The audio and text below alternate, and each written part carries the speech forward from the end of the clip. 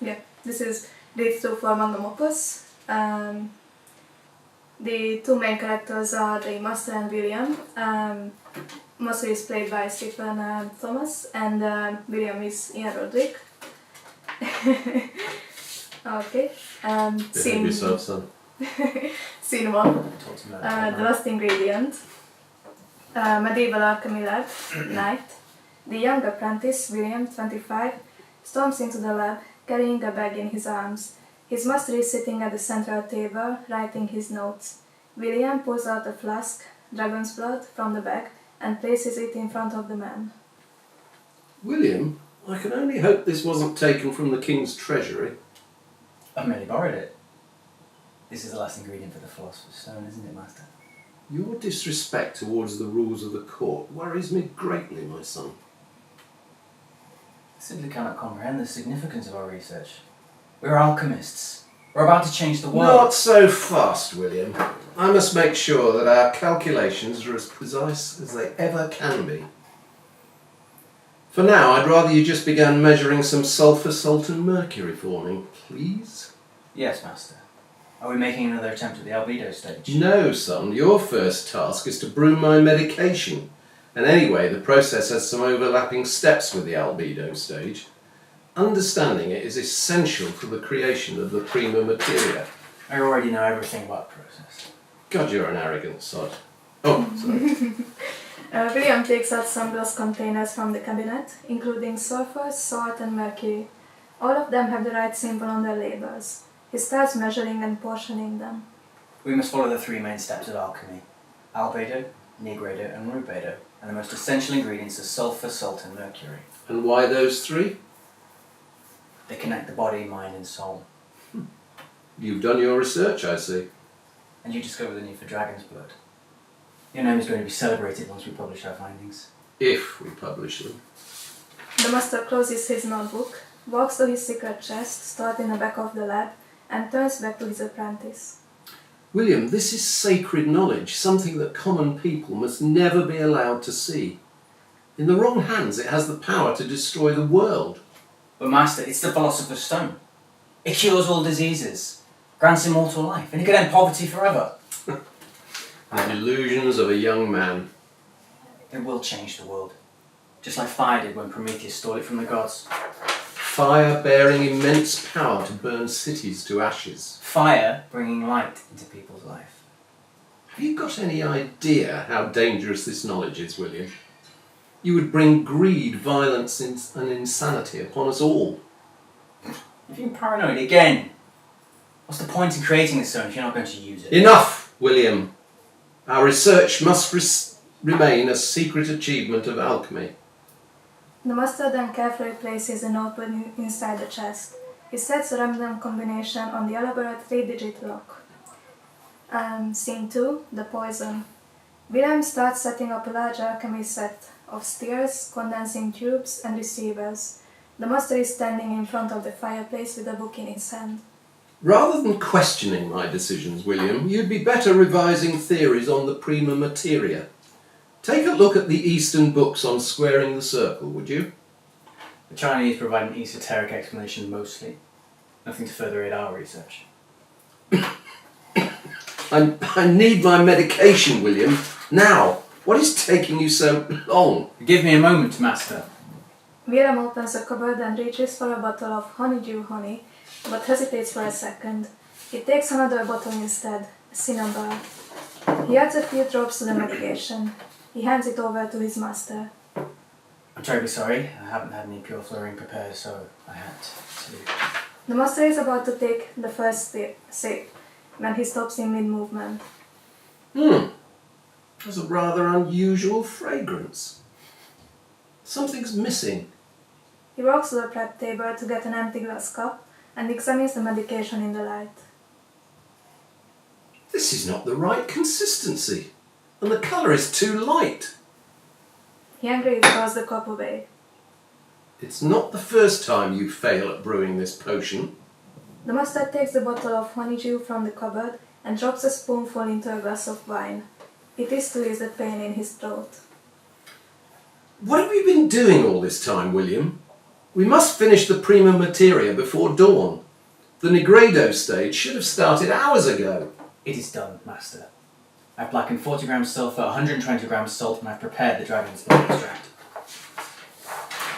Meanwhile, the master opens the secret chest, making sure the young man cannot see the code for the lock.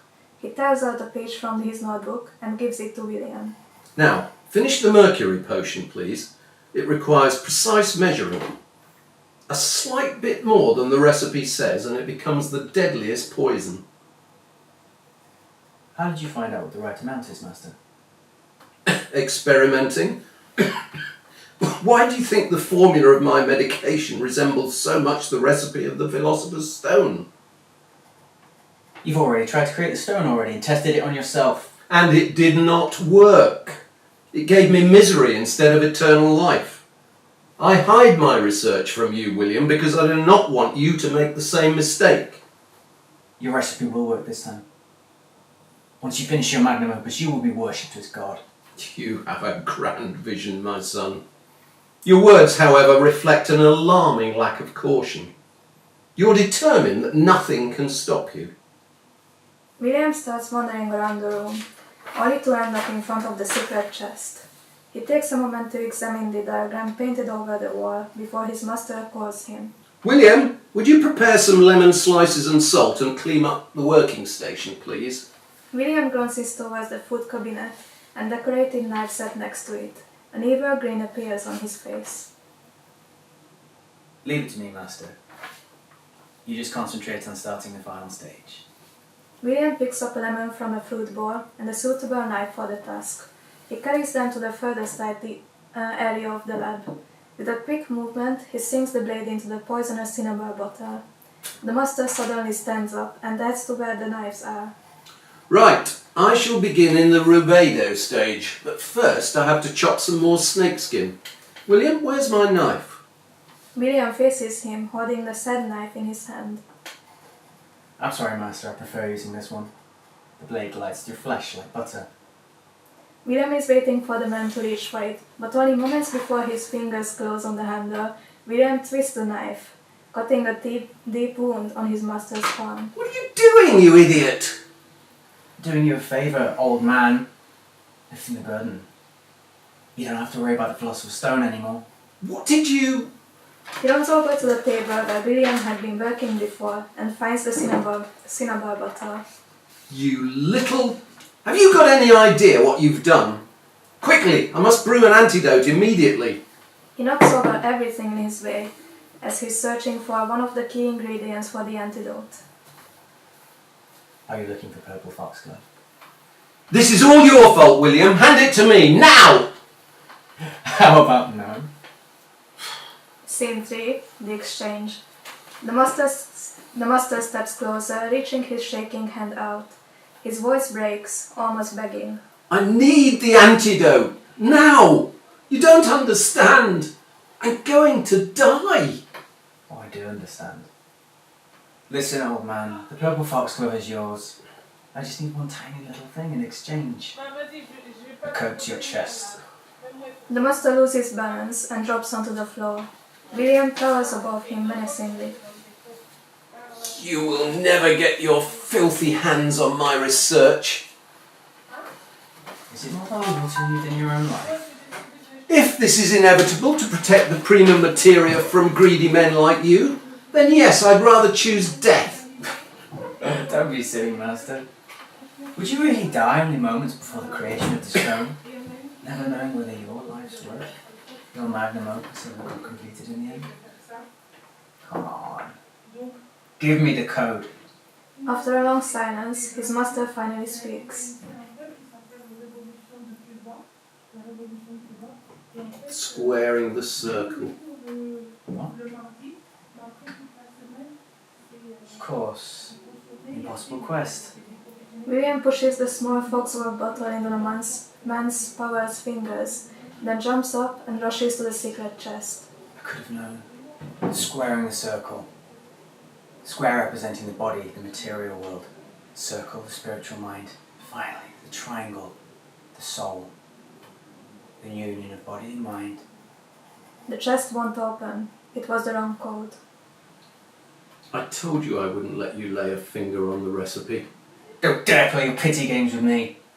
William puts his hands around the man's neck. No! William! Please! No one can stand in my way, not even you. You're better than this. I might not be. Please. William won't loosen his fingers and keeps smothering his master until the man collapses. William stands up, watching the lifeless body lying before him. He glances at the working station, clueless of what to do next. He catches a glimpse of the ingredients they had used before: sulfur, salt, and mercury, all three with their alchemy symbols on their label. William now returns to the corner where the secret chest sits. His gaze wanders on the diagram painted directly above it, the most important alchemical elements and their symbols. He finds sulfur, salt, mercury representing body, mind, and soul. The young man tries again.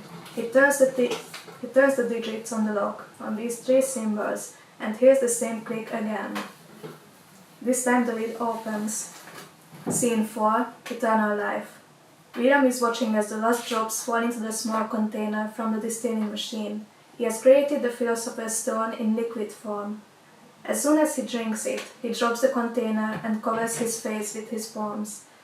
A dark shadow spreads across his eyes. Distant footsteps and loud knock on the door. 3 armed men break into the lab. Guards from the King's Court. Get him! He's the one who stole from the treasury. One of the guards is about to grab him, but he stops when he sees William's black eyes. He draws out his sword, and the others follow. What are you? William grabs the knife from the table and starts threatening the man. I'm warning you. Kill him. No need to capture him alive. You cannot stop me. William jumps forward and manages to cut the guard's forearm.